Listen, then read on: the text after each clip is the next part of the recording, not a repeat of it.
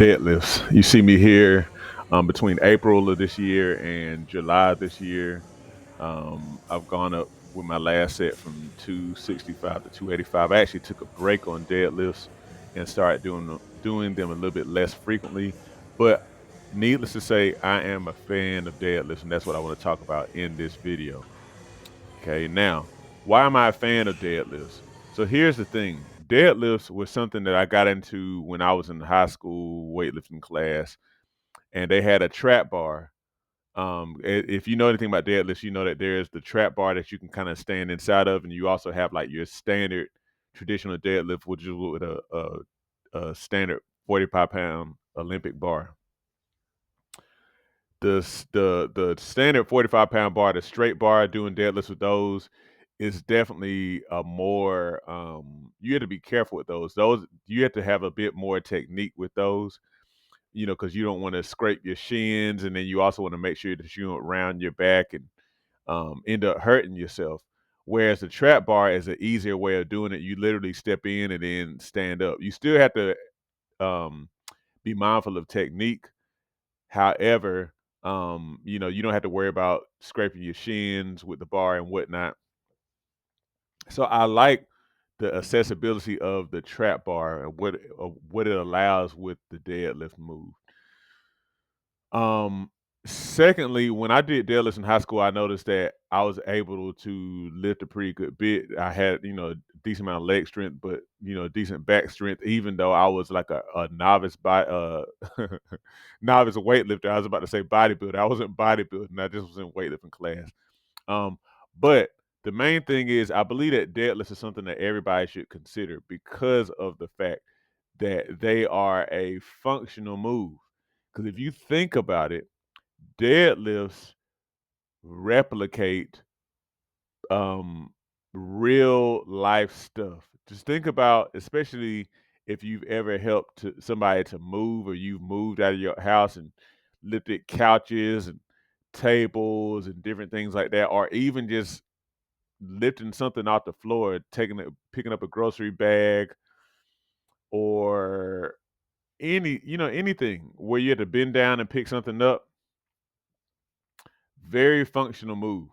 So, in other words, something that you will really do in real life. And if you can get strong doing that, that will really help you in a lot of ways. In deadlifts, they tend to emphasize strengthening so legs and back. So with the legs, they're mainly a what you would call posterior chain move.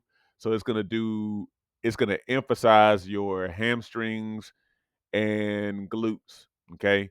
Now you can contrast deadlifts with squats, where squats tend to do a little bit more anterior chain, so like your quads, and stuff like that. Your but they will to a lesser degree do glutes and hamstrings as well. But deadlifts more of your posterior chain. Okay.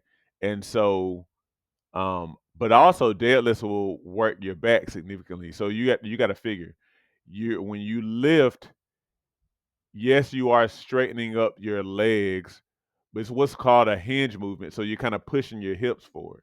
And so what happens is that pushing of your hips forward, of course, that's going to strengthen glutes, hams, but also there's a lot of lower back and even a decent amount of upper back as well.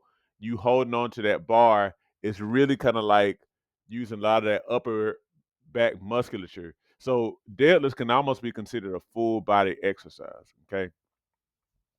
Now, the only thing with deadlifts is that, I always say leave your ego at home, or really just get rid of it, because you don't want to do deadlifts and just be all full of ego, especially, the age I am. I'm 40 now. I'm not really trying to go for max stuff. I'm just trying to build muscle. I'm trying to maintain and build strength. So I'm not trying to go there and do a whole lot of weight um that I could hurt myself with, and then go there and just throw up the weight any kind of way. I'm really striving to do good technique because I want to strengthen my body, and so if you are a person who's really trying to sling up a whole lot of weight, you don't worry about deadlifts too much because you really need to be careful with them. My wife and I do them together, and I've continued to like them.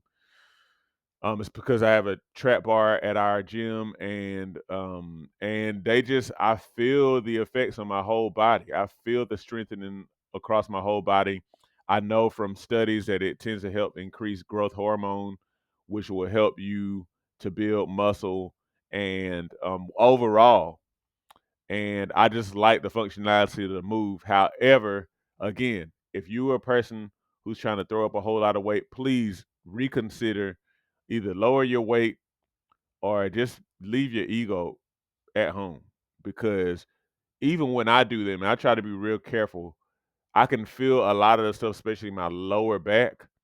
And so this is why I only do deadlifts once a week now, because twice a week was kind of pushing it for me. It puts a lot of load on your joints and whatnot and your lower back.